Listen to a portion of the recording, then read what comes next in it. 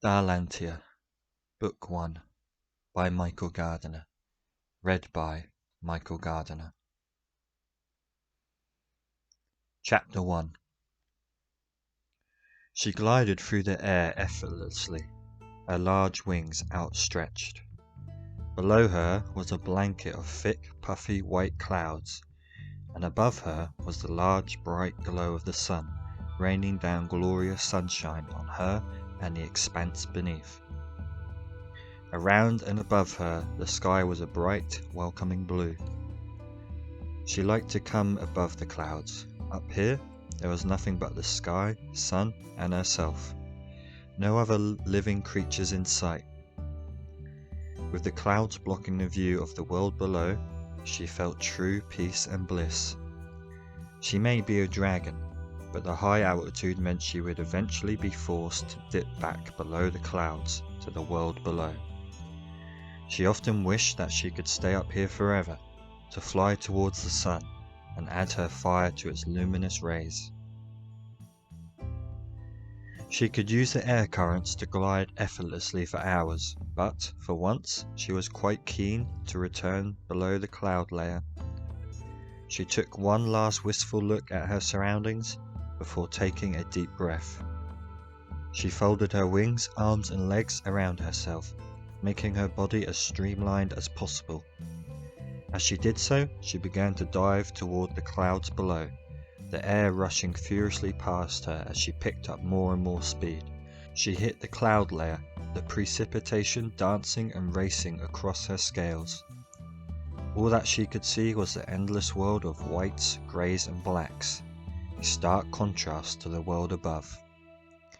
It seemed like the cloud layer went on forever, but she continued diving and broke through to the world below. As she did so, she unfolded her wings, which aggressively propelled her upwards and back into a leisurely glide. Below her was the vast labyrinth of land known as the Dragon Kingdom. It was a place of huge mountains, valleys, rivers, and lakes that stretched for hundreds of miles. It was here that many thousands of dragons settled, independent and far removed from the ever-changing world beyond the vast mountain ranges. In the distance she saw the mountain she called home. It stood independent from the other mountains, as it jutted out of a large, roughly flat circle of land, filled with nothing but short grass and a small lake. Right now, it looked more beautiful than ever, as a few beams of sunlight had broken through the clouds to bathe the grass in warm light, leaving sparkles that danced across the crystal clear waters of the lake. Jutting out from the side of a mountain, and just over halfway up, were a keep and a large circular watchtower. According to old stories and legends passed from dragon to dragon via word of mouth, some unknown civilization of humanoids had gone to war with all dragonkind, for reasons no longer known. The south of Dragon Kingdom was filled with various structures from this conflict. The place she called home marked the furthest point north that the invaders had apparently made it. The circular watchtower had remained strong and sturdy over the centuries, while the keep's roof had long ago collapsed in on itself. When she had decided to settle here, she had carved out the keep further, so that only the outer walls remained. From there, she had broken a dragon-sized hole in the floor to make her nest in the dungeon below. She glided around her watchtower, and with a few controlled flaps of her wings, descended into her home. At first, the large dungeon space had served her well, but in her younger years she had flown all over the known world, and would always bring back various treasures and souvenirs from her adventures, as well as learning some unconventional magic along the way, which she had kept secret from other dragons. So, over the decades, she had filled the dungeon with all sorts of strange treasures from various races and civilizations, from the armor of some not-so-lucky dragon slayers to the crown of a prince she had accidentally helped dethrone. And so, She had expanded upon the dungeon by digging and mining into the mountain itself, forming herself a veritable small tunnel network. In one alcove she kept her most valuable treasures, a vast array of books, maps, scrolls, and so on, filled with an unparalleled and invaluable wealth of knowledge. Further down the tunnel she had formed herself a large cave where she had made her nest. It was here that she kept the greatest treasure of all, her egg. She crawled down the gloomy tunnel and emerged into her nesting room, a large sphere-like excavation. In the center of the cave was a large fire pit filled with hot coals that gave out a small amount of light but a tremendous amount of heat. Placed in the center of these coals was her egg. It was snow white, perfectly smooth, and about the same size as a newborn fowl would be. As she entered, she used her tail to gently sweep some more coals into the fire pit, and then used her bronze-colored claws to carefully heap them around the egg. She then protectively wrapped her body around the fire pit. Raising her head, she gently breathed golden flames upon the coals around the egg, which began to burn white hot and briefly illuminated the gloomy dark cave. With the coals burning nicely, she laid down her head, wrapped her body more snugly around the fire pit, and closed her eyes. There she was again, soaring high above the clouds, nothing but the endless blue sky and the magnificent light of the sun around her. If only I could stay here forever, she thought again and again, and then, as if in reply, there was an almighty crack. A sudden bolt of lightning came from the empty blue sky and struck her wings. She immediately began free-falling. She tried to save herself, willed her wings to work, but it was as if her entire body had frozen. As she plummeted, her body twisted around, and the last thing she saw before entering the sudden maelstrom of grey and black clouds was the luminous sun above her. As she continued to fall, the clouds became more and more violent and tumultuous, and her speed seemed incredibly unnatural. Her body continued to fail to respond to her commands, but she had spun back around and was now facing the ground as she left the clouds. Below her was her mountain. It was rapidly filling her vision, coming up to meet her and smash her body upon its unforgiving rocky sides. She awoke on high alert. It took a moment, but she realized she was still perfectly alone and safe inside her cave. Then there came another almighty crack. She realized that it was no random bolt of lightning from a dream, but the cracking of her egg. She looked down expectantly and could feel her excitement rising as the egg began to shake and crack violently. Another crack and a large piece of the shell fell away. She bent down to look, and her gaze was met by a single curious golden eye looking back. "Come on out," she said quietly. "It's me, your mother." In response, the mouth of her unhatched baby forced itself through the hole and let out a little roar. "That's it," she continued. "Come meet your mother." She breathed some gentle golden flames on the egg for encouragement, and then the entire top of the egg seemed to explode as her baby leapt from the top of it, wings outstretched. She recoiled in surprise as her newly hatched son landed in the fire pit. He breathed out his first fiery breath, and she watched in amazement as the entire fire pit erupted in bright orange flames. She relaxed and sat back down. "This is good," she thought. He was strong, and his powerful eruption of fire showed he possessed a great attunement with magic. He would be the prodigy that every other dragon had said he would be, and that caused her to worry just a little. As her son emerged from the fire pit completely unscathed, she got a better look at him. He had the bright verdant green scales of his mother, mixed with the gold and bronze scales of his father. His horns, claws, and the spikes that ran along his back were a dark bronze color, and his bright luminous eyes were a fierce gold, with black as night pupils. He stumbled his way over to her, and she bent her face down to nuzzle him with her mouth and snout, which she rubbed his body along affectionately. "I am your mother, the dragon known as Xylia." She proudly locked her gaze with that of her son's curious eyes. "And you, my son, shall be known as Darlantia." Chapter 2. Clavius and Roarenstaff were circling high in the sky above their intended target. Below them was a large bay. For miles around, the coastline was a sheer rock face, and so this area of soft rock had been worn away over the centuries to form an impressive bay.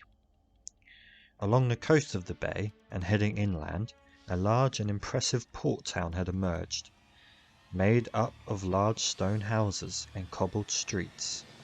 It was called Litoglad, gateway to the kingdom of Litoria. From this altitude, using a magnification spell, Clavius could make out the markets, businesses, industry, and even some kind of metal machine that even he didn't recognize. Most impressive were the 5 large stone piers that made up the harbour. These piers were currently home to a vast number of different ships of various shapes and sizes. He knew his family's company would like that, but to his knowledge they had never traded here. Facing inland, the town had a modest stone wall with a number of gates spaced along its length for entry. Either side of the bay, built upon the strong foundation of the hard rock, was a lighthouse. The term was perhaps quaint, however, as the pair looked almost like small fortresses, 2 guardians standing watch on each side of the port. Of course, Litoglad, wealthy and impressive, with its large human population, was of very little concern to Clavius. He turned his gaze and his magnification spell on his true target.